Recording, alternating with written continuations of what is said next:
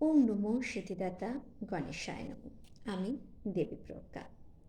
আজকে আমি অ্যাস্ট্রোলজিতে ৯টা প্ল্যানেটের কথা বলবো, যেমন sun, moon, Mars, Saturn, Mercury, Jupiter, Venus, Rahu, Ketu.